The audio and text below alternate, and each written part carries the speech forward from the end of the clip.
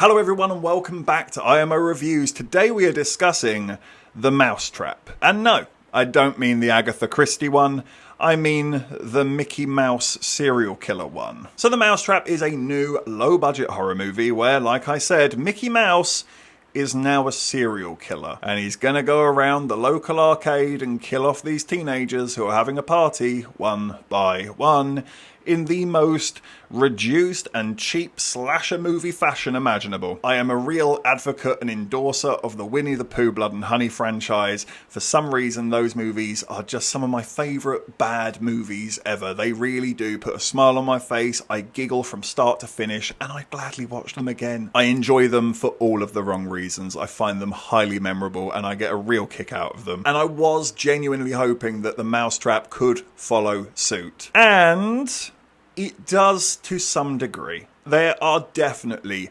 hilarious moments in this film, and I mean unintentionally hilarious moments. A lot of it comes from the dialogue.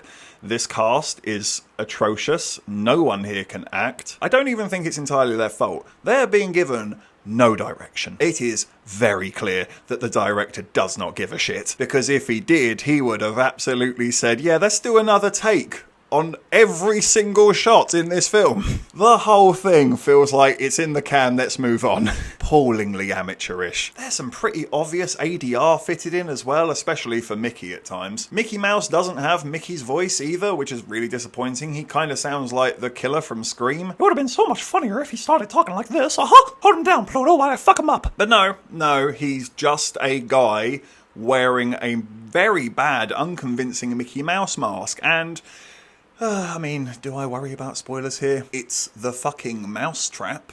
Is anyone that bothered? Fuck it, we're going into spoilers. So the way that Mickey Mouse becomes a serial killer in this movie is completely and utterly undescribed, and we're just meant to go along with it.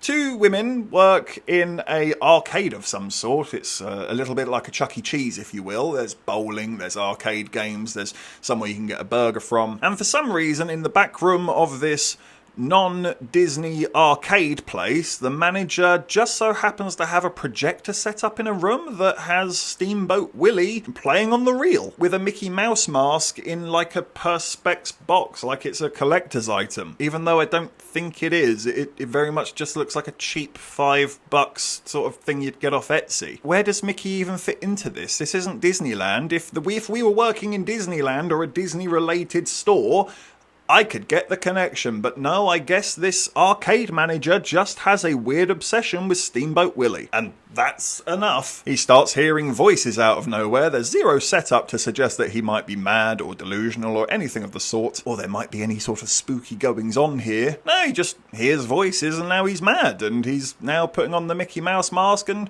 killing everyone. Why? I don't know. He just is. Deal with it. And whilst Mickey's going around the jungle gyms doing his thing with a kitchen knife, quite badly as well, with very little gore, that was really disappointing, how it cut away from so much of the violence and what you did see was shite. But if we're not doing that, we've got to deal with some really bad, dumb, forced love triangle. You've got the jock who likes to get drunk and sleep around and be an arsehole, but he's got a bit of a sensitive side and he likes the main girl, but the main girl likes the really geeky dude who doesn't know how to talk to women, who really wishes he was in a Wes Craven movie because every piece of dialogue he gets tries to be meta about things like, oh, don't say I'll be back because that's how you die in horror movies. You've got terrible deaths that happen off screen, the flow is atrocious, and the worst thing about this movie is I genuinely think it's unfinished. It just fucking ends. There's no third act. There's no real big showdown.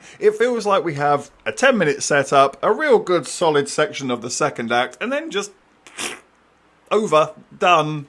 Didn't know how to finish it. That'll do. It is embarrassing how poorly written this movie is the whole way through, but to not even really give it an ending that mattered made sense. Ugh. We keep on doing that thing where we are in the future and someone is telling a story to a police officer and going to the flashback to have that story visually displayed. Except for, in the future, they keep on giving you spoilers that someone died or didn't make it. So now you know to expect that person to get killed off at some point. And in doing these constant back and forths, you just completely butcher any sense of flow or pace this movie ever had a chance of offering. It's so messy in every single facet. The lighting is shit, the acting is awful, the sound is all over the place, story is just stuff.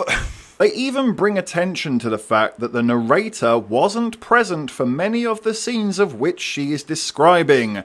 And they never resolve that. We just have to go along with the fact that they've given us an unreliable narrator, yet everything she says is fact. Or if it isn't, what's the point then? The writers and the director aren't even bloody smart enough to realise what an opportunity this was to be a little bit tongue-in-cheek and take the mick out of Disney. You could have had kills that are inspired by some of their films. I don't know, someone gets stabbed in the eye by Pinocchio's nose. Bambi and Thumper kick someone to death. I don't know, I'm just spitballing here. But there's no reason this couldn't have been wacky, wild fun where it knew what it was. Instead, it's trying to be the most mundane, boring, obvious, low-budget slasher imaginable to man. This is the closest I think I have ever come to giving a movie a 0 out of 10. I've definitely said that before, but I had to ask myself, can I actually give it the 1? Because my golden rule is, a 1 out of 10 is simply out of sheer effort. People turned up to work,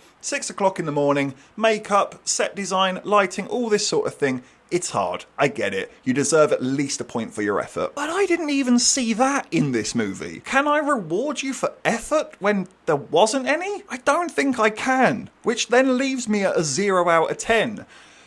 But I then have to put a point back on because this is so bad. It is good. I would watch this again. I am bewildered by it. I am scratching my head. I am laughing about it after the fact. I definitely want it on DVD so that I can show this absolute shit show to other people and see their reaction to it. Talk about flying by the seam of your pants, because this movie's taking the piss. By the skin of its teeth, The Mousetrap gets a 1 out of 10.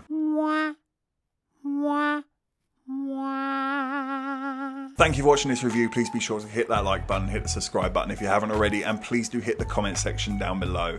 Have you seen this god-awful piece of shit? What did you think about it? Let me know in the comments down below. And of course, if you haven't had enough of this crazy ginger war, you can always click on these suggested videos right here and get yourself lost in an IMO wormhole. But if not, take care, and I look forward to seeing you on the next review.